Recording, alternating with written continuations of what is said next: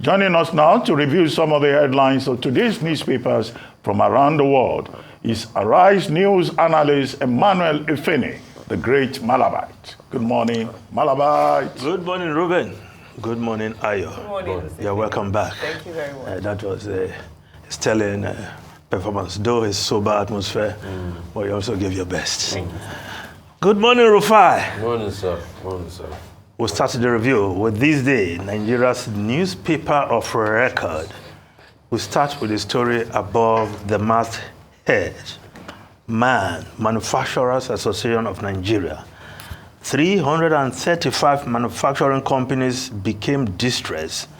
767 shut down in 2023, says expatriate employment levy will ruin investors' confidence.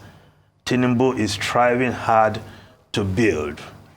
Well, the dire situation in the manufacturing sector, the real sector of the economy, has been obvious for quite some time now. But these numbers coming out, 335 companies becoming distressed in the last 1 year, and the number of companies shut down, 767.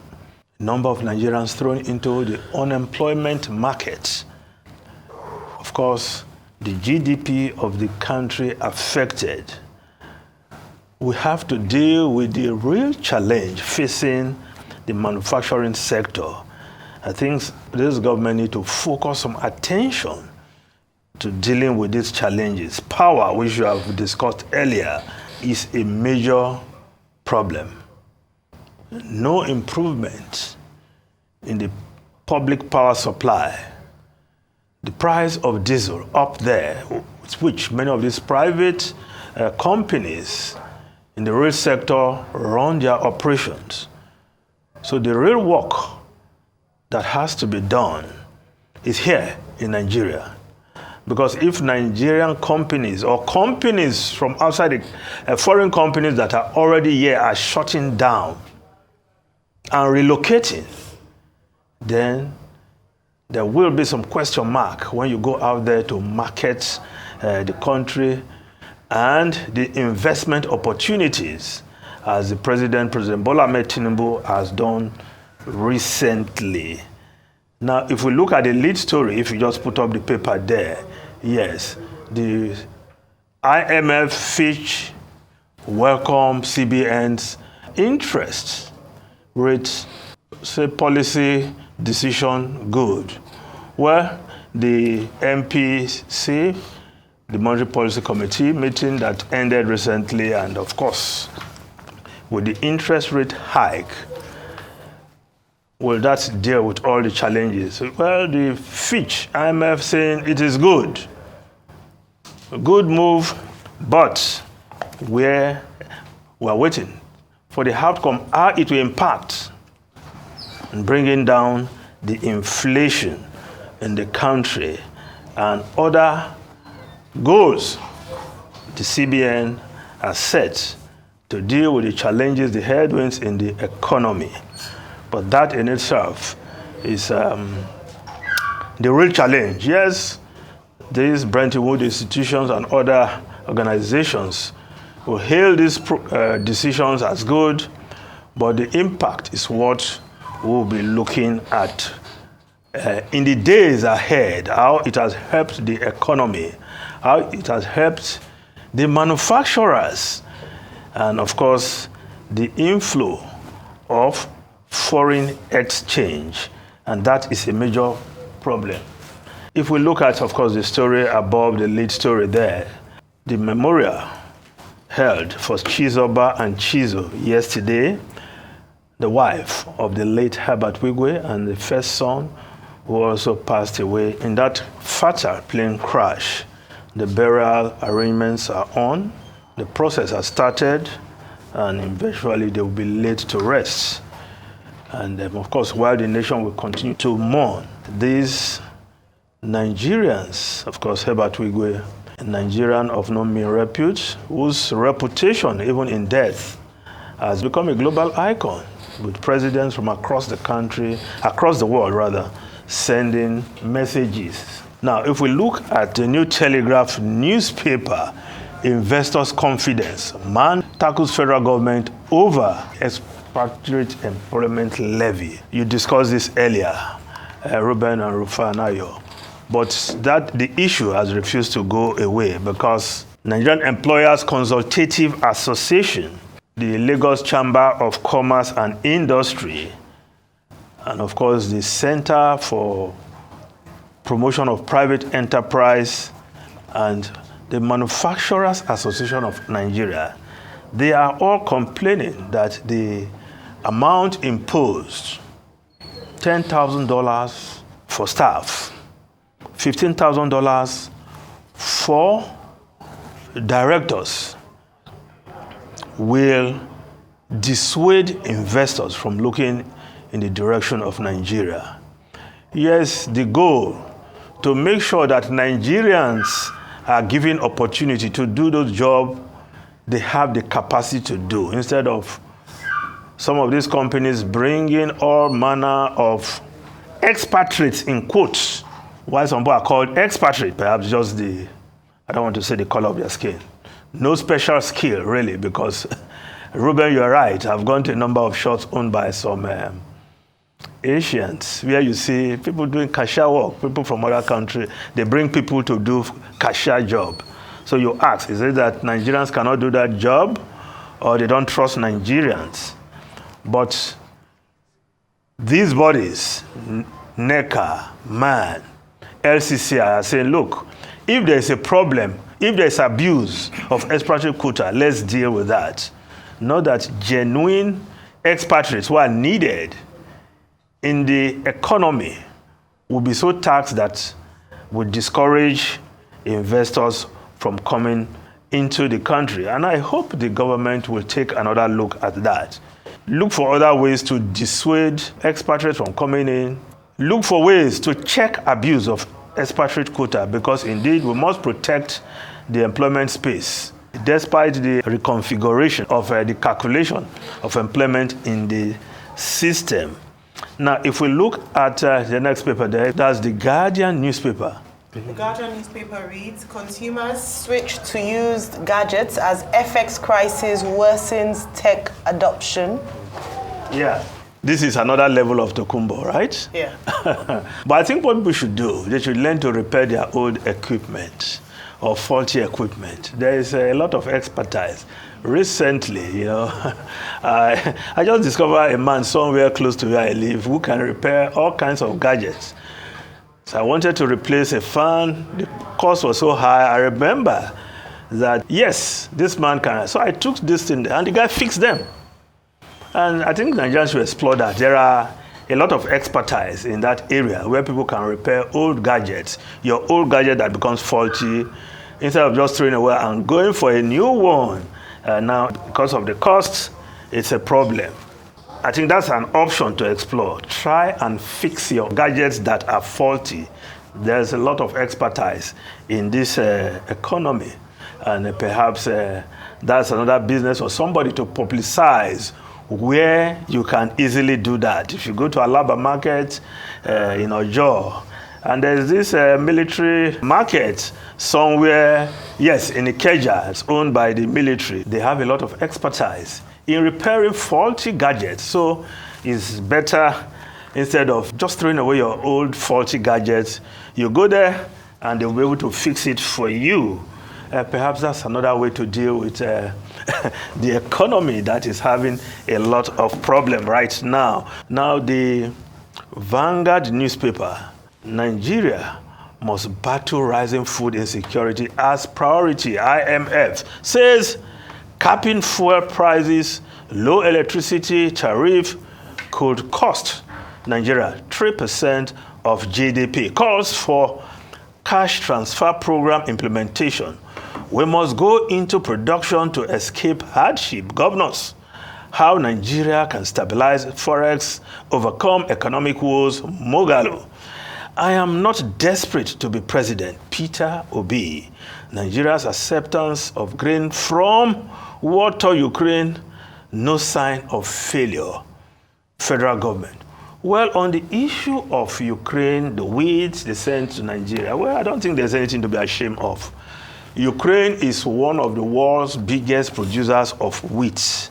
And before the war, they were exporting wheat to all corners of the world, including other European countries, right?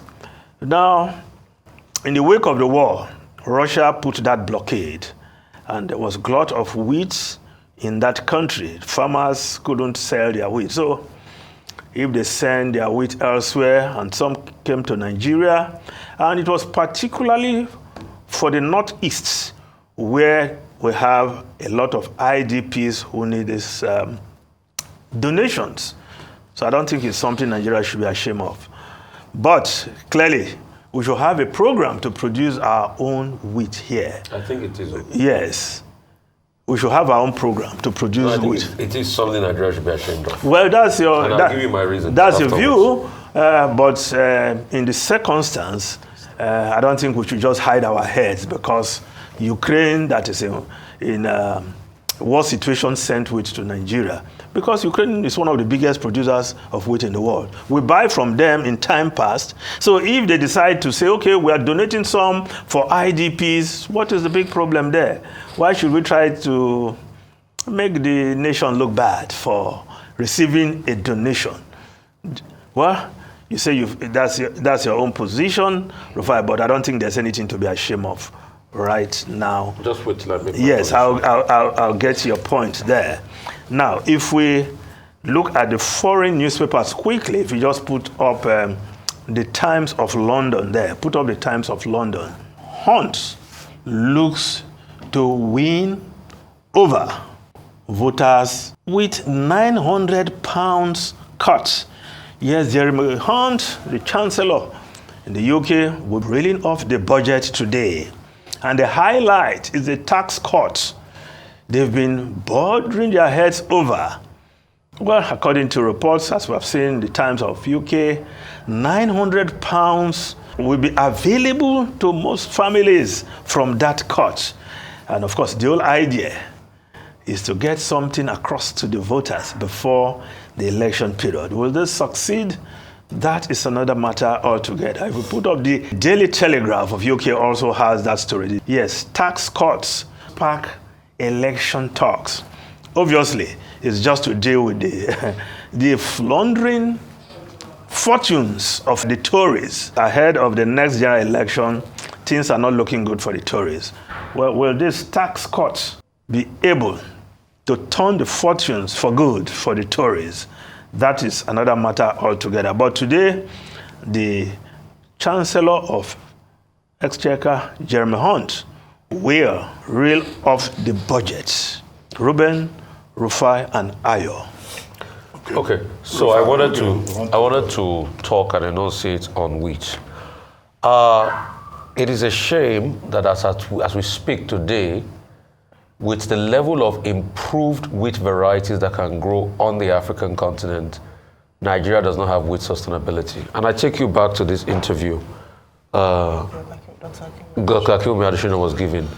The wheat variety that he said that he brought to Ethiopia, improved variety that from 400,000 tons, they were doing about 2 million metric tons. That was also sent here. The question is, what did we do with it? That improved variety can grow in our region. You know, initially, there are some varieties of wheat that grow in only cold regions. That's why Russia and Ukraine are doing very well. That improved variety, what was the agricultural after effect of planting and sustainability of that improved variety? That's my first point. When we waste our opportunities, we now go back to depend on other nations. Also, there's something called the wheat trap, which has become politicized. There's a big industry of wheat importation prior to now, like you were correct, that is constant importation that has also stifled the growth of our own local wheat industry. So that is what we should deal with. No, not the donation, really? Let me finish. I gave you a chance to make a point. Let me finish. That has also stifled our local prospect and has also diminished our forex to a large extent. This donation is just another paltry gift to be able to remind you that we're open for business again. If we do not nip it in the bud, and that's what Ukraine is doing with Indonesia. No, the war is here, we're still open for business, we'll still churn our way to you. If we do not nip it in the bud and start to go back to the original prospect of production and setting a timeline to be able to have that level of wheat sustainability, then it's going to be a problem. Thirdly, on other parties, we need to be able to focus more on grains where we have comparative advantage, which we have not done. I mean, there was a project, Dr. Abati, under Goodluck Jonathan to be able to substitute cassava for bread. It was very problematic because a lot of more research has not been done into it. Also, what's our production in terms of millet and some other things? So why I'm saying it's a shame is because we are taking this food aid because we have failed. Let us admit the failure first. Over time in the agricultural sector, we have constantly failed.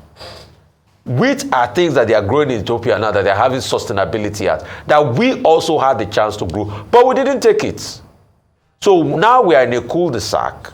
They are now donating for the same country that used to donate for others. And let me now finalize my point by saying it's a big shame. When an earthquake happened in Morocco, Morocco said something very profound. An African country just like us, when France wanted to do it, they said, no, we are sustainable.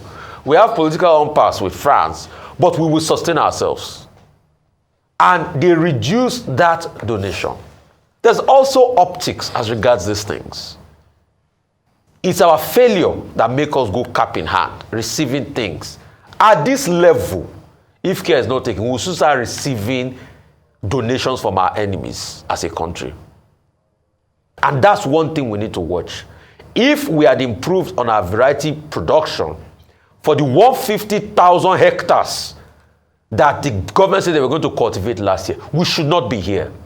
Let us solve our problem and stop depending on people to feed us here and there. That's why I say it's a shame. Okay. Well, Dr. Abati, Okay. is it a shame? No, I don't want to talk about agriculture again. Okay. I commented Okay, you want to move when on to Rutus other was stuff. here on, Dr. Akim Additional and what he did as Minister of Agri. And look, these blueprints are there. Yes, now. Additional, as Minister of Agriculture, prepared a roadmap, in serious documentation. Other governments should just look at these documents and see, where they can get some ideas and they can run with those ideas. It's not rocket science. But one administration comes in Nigeria, forget what the other administration did and just starts afresh. And then what we do from one administration to the other is that we're very good at analysis. We keep analyzing. We are very poor in terms of taking action and putting the right people there and doing the right thing. Dr. Okay, Abati, before Additional, there was a wheat program in this country where monies were given out to farmers to grow wheat. Didn't we even have Operation Feed the Nation? Didn't we have the Green Revolution? We had all this. I cited Additional's example because that's in recent memory and perhaps because I was a witness at that moment. Now, in the UK today, the Chancellor Hunt is going to present what is called the Spring Budget. And the big controversy about that Spring Budget is that the government is proposing a 2% cut in national insurance to put money into people's pockets, about 450 pounds, getting into the hands of about 27 million people. Now, the argument is that Labour is saying, no, this is a Tory trap, because this Tory trap, when they get to power, if they are voted back to power, they are going to cut more from public services, and that will translate into hardship. So the issue is that this 2%, national insurance cut, where are you going to get it from? Okay? Because it will create, according to the Institute of Fiscal Studies and the Office of Budget Responsibility, a hole of about over 10 billion pounds. So how to balance the budget is the main issue. And when he presents it today, we'll know the rest. But they are also going to increase taxes in some areas, like taxes on VAP, and also the proposal is also to cut what they call DOMCOM, DOMCOM, domiciliary, non-domiciliary, non-domiciliary, tradition that they've maintained since the colonial times. Which means if you have a home abroad and you're not, working inside the UK, you won't pay tax on what you earn overseas, but that's likely to be scrapped. But we'll get the details after his presentation. But what I like about the situation is how the budget has generated so much interest and discussion. And then finally, you talked about, or was it Rutus that talked about the fact that there was power cuts at the National Assembly? Yeah. Electricity yesterday, they couldn't start their session until late in the afternoon because the generator packed up, so they had to start finding a way to solve the problem. We were told that it was a technical glitch with the generator. So they had to switch to the second generator, and which is the same point about electricity supply in this country that we're talking about. The National Assembly of Nigeria running on generator. Doesn't that tell us something? But it's good that their distinguished senators, the distinguished senators, also experience firsthand what many Nigerians are going through, whether they are in Lagos or they are elsewhere. Yeah. Okay, Ayo, let me bring you home with the Daily Independent newspaper. High energy costs. Telcos spend over 60 billion naira monthly on diesel, canvas tariff review. The same thing we're talking about, power. While, of course, the Punch newspaper talking about grains. The Punch newspaper, food smuggling. Federal government intercepts 141 grain trucks. Drivers threaten strike over attacks. Customs seized 120 smuggled grain trucks. EFCC intercepts 21. Tinubu orders sale of forfeited food. Truck owners threaten to stop transporting food over attacks. Say no insurance for looted foodstuff. We seem to have grains, but what's the incentive for people taking it out right now? I mean, there are a number of conversations around that. Some people have questioned the fact that this interception, because we have often traded some of our grains across borders. So it's not just always smuggling. And then, of course, the exchange rate and the strength of the naira and the strength of other currencies around us make it quite attractive for us then to move grains. And then we want to stop this because we're saying that we don't have enough in terms of food scarcity here, and then we're taking what we have across borders. So there's a difference. So we need to check that whether it's really truly smuggling or just them stopping it. That's the point I'm that's happy whether highlighting that. Trade and them trying to stop the trade from going abroad. And that's why the drivers are protesting. The fact that if you're going to stop, local, you have to incentivize people, not necessarily, stop, ban, put a stop. We have to season. It has to come from incentivizing and not by force.